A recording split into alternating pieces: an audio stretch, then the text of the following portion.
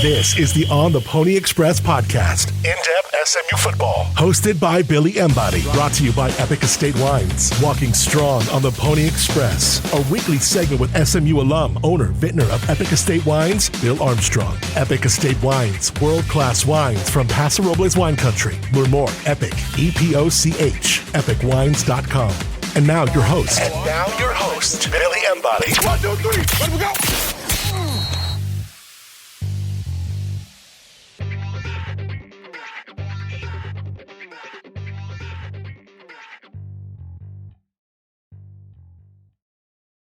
Welcome back, ladies and gentlemen, to another edition of the Walking Strong podcast with Bill Armstrong and Billy Embody, featuring special guest Mary Krow. And you're listening to my favorite podcast.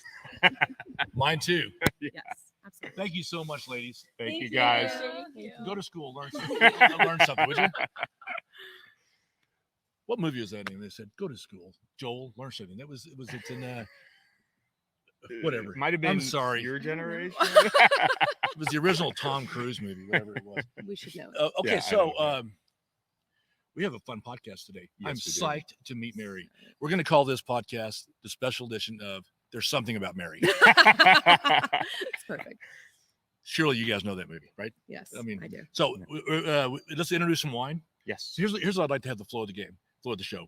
Talk about the wine, pour you guys glass, introduce Mary, tell a couple of stories, then we'll go visit Rice, and then we'll talk about the upcoming UNT game. Perfect. Does that work for everybody? Amazing. Okay, let's make that happen. Yeah. So right here, this week is going to be a very special wine from on the Pony Express case.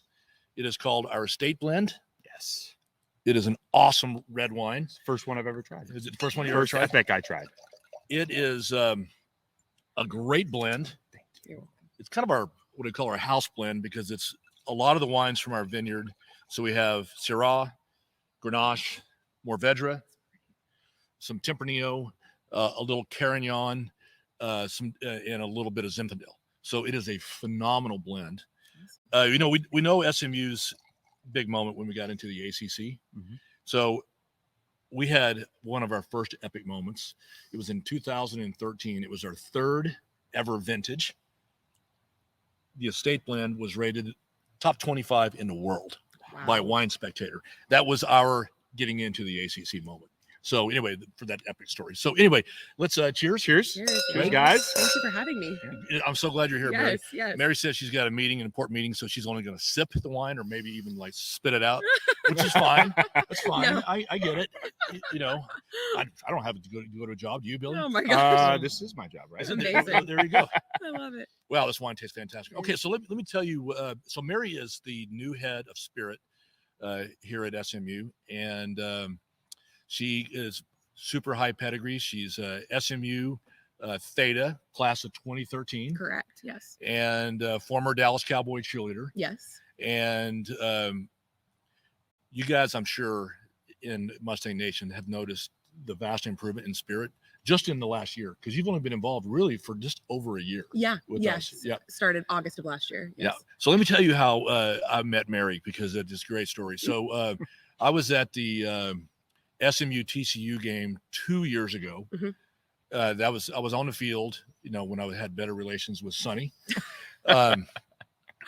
We always need to talk about, before the breakup and then after the breakup, right? So it was before the breakup, and they go to one of those extended commercial breaks that you see on TV all the time. And I'm standing there on the field, and I turn around, and the TCU Pom squad is called the Showgirls. Mm-hmm. And they're stunning. I mean, they're super choreographed. Yes. They're well run.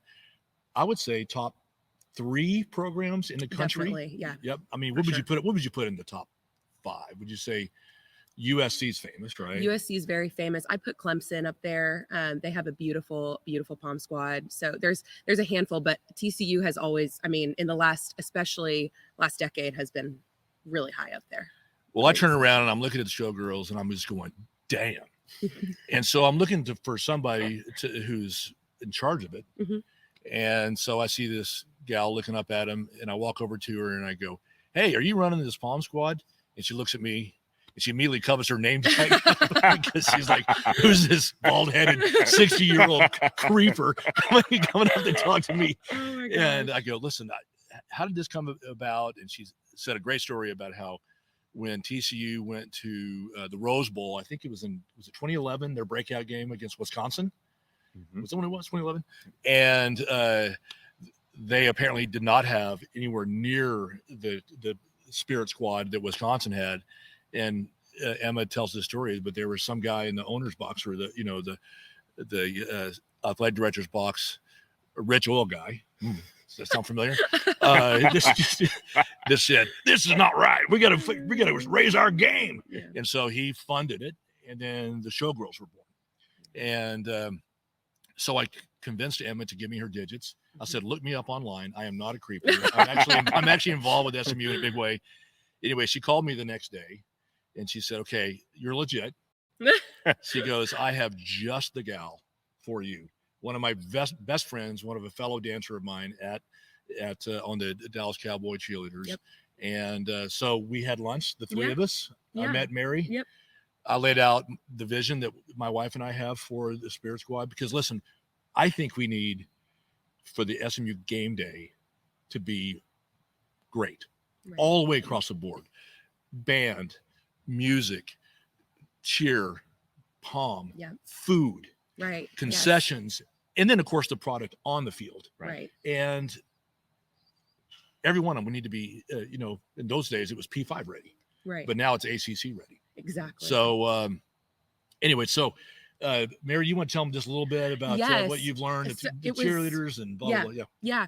So it was so exciting to meet the Armstrongs, and Emma, I remember her message to me. She was like, I met someone at SMU and I remembered you're an SMU alum, and like, would you be interested in meeting? And I said, absolutely.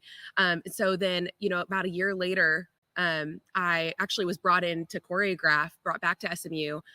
Like I said, I'm an alum here, and they called me, and I had worked with a lot of universities doing choreography and doing team building and things to get their programs elevated. And so they brought me in to work with specifically the Pom Squad.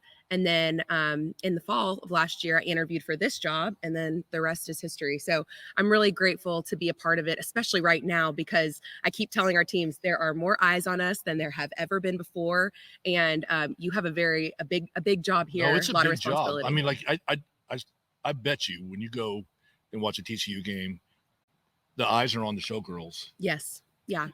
A third of the time. I mean, they're that good. Right. I mean, they're just striking, and they're choreographed, and their spirit. It was just phenomenal. Yes. So I want that at SMU. I think we need to increase the size of our group. Yes. I think we're at 12 now. Yes, 12 Pom, but 30 cheer. And I think that as we also grow and build, we are adding that co-ed element to cheer, specifically to bring some of that athleticism, that male energy back, so that we can have an all-girl corner, a co-ed corner, and a Pom Squad corner. And no A&M yell leaders. No. None of that. Yeah, That's good. That's what clear. Yeah, just to make sure. Yeah, but that will cover the footprint of the field. I remember in the very beginning, we talked a lot about the footprint and how much space we were covering, how many people were able to be impacted by what the teams were doing. So I think that's a little bit of what we've added in the last year, and it will certainly become more visible, especially next year as the Gary Weber End Zone complex is completed, and we're going to have a lot more exciting things to show everyone. Well, Mary, it's so noticeable already. Thank you. The changes already, it's just been fantastic. And it's a lot of fun. And the girls are great. By the way, we're going to have some cool outtakes after the show where these girls behind us here predicted the score of the SMU game this weekend, and some other really fun stuff. So describe to me the perfect look for a Pom gal or cheer. Right. Some people. What are we looking for? What are we looking for? Are we looking for Dallas Cowboy light, cheerleader light, or are we looking for what? Right. I feel like, especially at this level and for a school like SMU, we're looking for a well-rounded person, male or female, somebody who is passionate about what they do, uber talented, but also responsible, intelligent, well-spoken, a fabulous brand ambassador, because that really is what I see the teams as. They're brand ambassadors for the school, for the athletic department. So that's what we're really looking for. Like whenever we have tryouts, we are looking for that well-rounded person that comes in and says, I'm ready, I'm confident, I'm prepared for the job. And it's a lot on game days to commit to that, whether it's football, basketball, other sports. There's a lot that goes into all that. Right, exactly. And they do it all. They do basketball, football, soccer, tennis. I want when SMU is playing Duke on national television and they scan over to the cheer, that every 18-year-old female, male in the country says, man, I want to go to SMU. Absolutely. That's the goal for me. We will be. I'm determined that we're going to be the best in the country at this. 100%. So it is really fantastic. All right. So challenge to the listeners of this. TCU has the name of their Pom squad as Showgirls. What's USC's called? Song Girls. What does Clemson? What does LSU have? I think they're Tiger Paws. I need to Tiger Paws. Something. Don't quote me on that. Golden Girls. We have Golden Girls. Yes. Okay. So Mizzou is also Golden Girls. Okay, we got two Golden Girls. Because LSU's Tiger Girls and Golden Girls. They have two teams. Aren't Golden Girls like the elderly sitcom or something? It is. I don't. What does someone call them Golden Girls? Yeah. I don't work for me. Right. Okay, so we don't have a name for the Pom squad. Right. I am thinking that we need an identity for the Pom squad. I think some former Pom people say they want to keep the name Pom squad. I like the idea of having something that is SMU brand specific. So as listeners, put in your recommendation. What do you call them? Dallas Girls, or whether you call them Pony Team, or I don't know what, whatever you do it. This is why we're asking for help. Yeah. We're asking for help because we don't have a name. Right. I will give the winner a free bottle of this phenomenal wine. It's pretty awesome. So drop it in the comments. Let the comments begin. Let the contest begin. Well, that also it brings up an interesting point about the difference between Pom and Cheer, and that's another thing that I really wanted to highlight, is that these are two individual groups with very specific strengths, that we need to define those roles and have them be equally excellent, so that they can kind of fulfill whatever that role is. And a lot of people get confused by the word Pom. They're like, oh, is that just another cheer team? So we have some education to do with just letting people know, no, there's some differences here, and this Pom's is what their job is. Pom's more dance. More correct. Dance. Yes. Right. Yeah. Yes. It's a different type of personality, a different type of athleticism, etc. Completely different training. Yes. Yeah. Anyway. Okay. Well, anyway, that's the plan. That's the plan for Spirit. I am really psyched about it. I think everybody will really appreciate how much better we are going to get and how much better we already are. So, hey, let's talk about the game. You want to? Yeah, let's do it. Wow. First and foremost, 7-2. Yep. I'm just saying that. I mean, how great is that? It's pretty awesome. I mean, it's really great. 5 straight. Yep. 3 of the 5 on the road. Yes. And this game, it was an ugly game. Let's face it. Yeah. Weird. I mean, it's weird. It's a great way to put it. I mean, I unfortunately had to go to a black tie event in Denver, Colorado, so I got to see the first 5 minutes and the last 1 minute of the game. But I was following it on my phone the entire time. But I mean, you look at that beginning. Easy first strike. RJ Maryland, I've never seen somebody so open. Yeah. And then gets called back for a hold that wasn't a hold. Yeah. If you saw it on replay, the guy fell down. It kind of did a flop, and we were whistled as a hold, and then we do this ridiculous fake punt. Arguably, I mean, I love fake punts, not well executed. I'm just between whatever. I wasn't happy about it, and then they block the punt and they scoop it in. They go in. So here it is, 5 minutes in the game. It's 14-0 on the road, and you spotted the team 14 points. So we had all this adversity, but yet we came back. I thought that was really good, strength of character move. Yeah, SMU settled in really well. And, I mean, the defense, they got, the special teams just overall was kind of spotting Rice, good field position, 7 points, all these different things. And, the defense just kind of buckled down a little bit. A couple moments there, but this Rice offense had been passing for 300 yards a week. Yeah. And they were held to 290 total yards. So, it's really impressive. No, we did dominate. I mean, it was a shockingly close score. We could have really won big. I mean, if you look at it, I mean, it was one of those games that I know a lot of people were kind of whining to me. They're like, but at the end of the day, we won. Rice has played a lot of teams tough. They played a lot of teams tough. I mean, they beat Houston. Yep. You know, they're a way better team. By the way, they're chippy as shit. What was that all about? I mean, that's not a Rice school. I didn't have that on the bingo card. I mean, I Rice, know, I heard- Rice is supposed to be the smart team, you know, and they were taking cheap shots. They were talking shit. I don't know. I just didn't. I thought it was a little lack of class, a little bit on Rice's. I didn't expect that from Rice. Yeah, I was a little surprised by that too. I mean, they've built that program, and it just felt like they were taking the game a little personal, which is fine. Yeah. But And by the way, cost them in the some moments, too. referees felt like they were taking it out on SMU for leaving the American to go to the ACC. It felt that way to me. I mean, it was just like, what the heck? Yes. By the way, there's multiple players of the game. Yeah. Again, I got to give it up to Preston. Yep. 82 yards rushing, almost 100 yards rushing. Yep.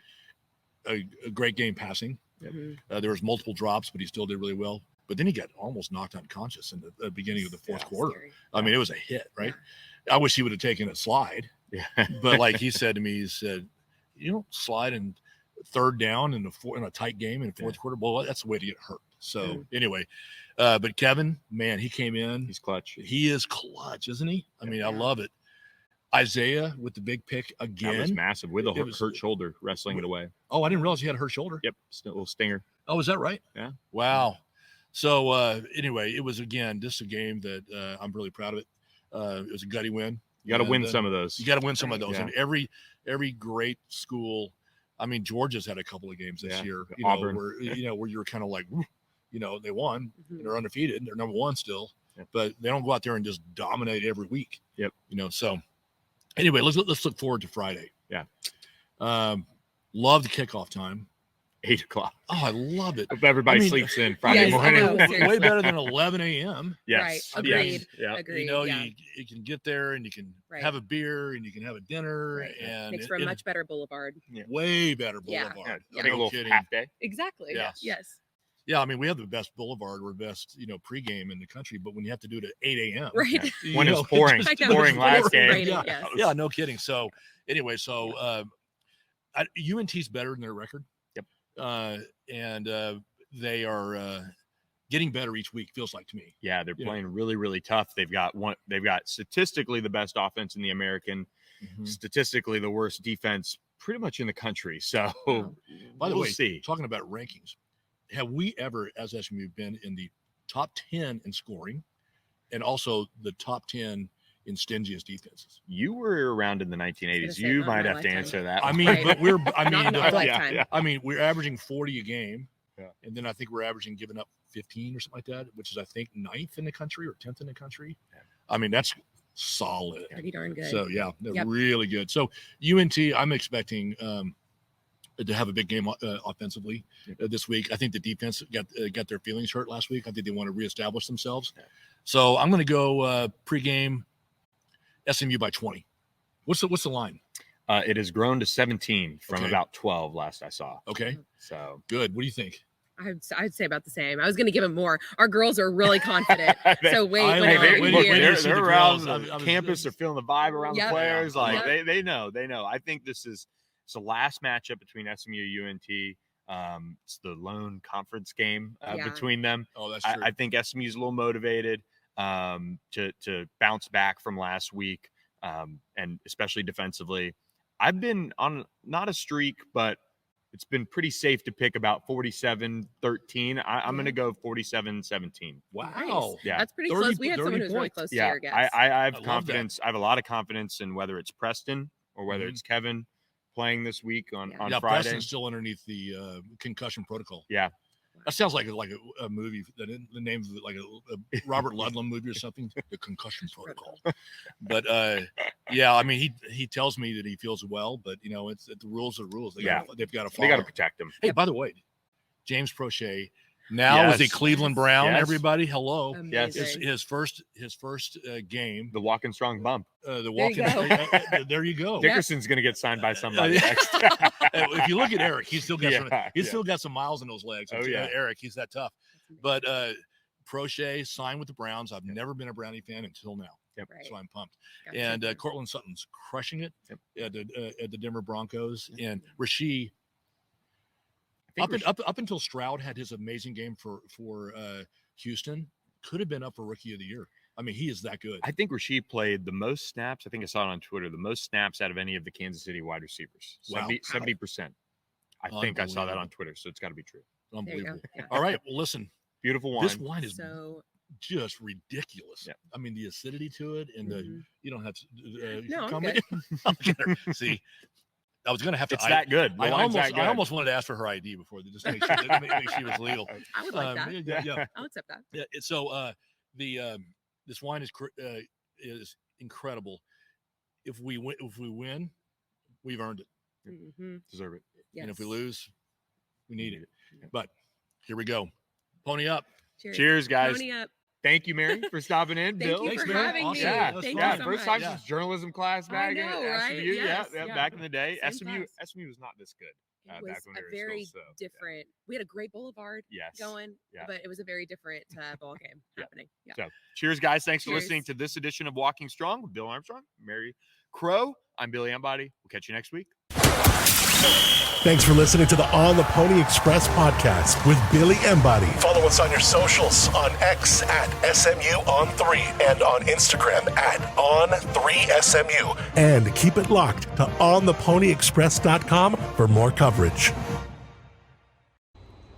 Okay, what's your prediction for this week's Friday night game against University of North Texas Mean Green? I'm thinking it's going to be 49-14 SMU.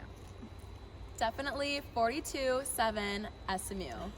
68-12 SMU, obviously. My prediction is 56-14 SMU. Wow, I love the confidence. This is outstanding. Hi, my name is Eliana. I'm a senior on Pom. I'm from Scottsdale, Arizona, and I'm studying applied physiology and health management. I'm Kaylee. I'm a sophomore on Pom, and I'm studying advertising, and I'm from Lubbock, Texas. I'm Tori. I am a sophomore on Cheer. I'm from Orange County, California, and I'm studying journalism. I'm Mia. I'm a junior on Cheer. I'm studying sports management, and I'm from McKinney, Texas. Great. Thank you, ladies.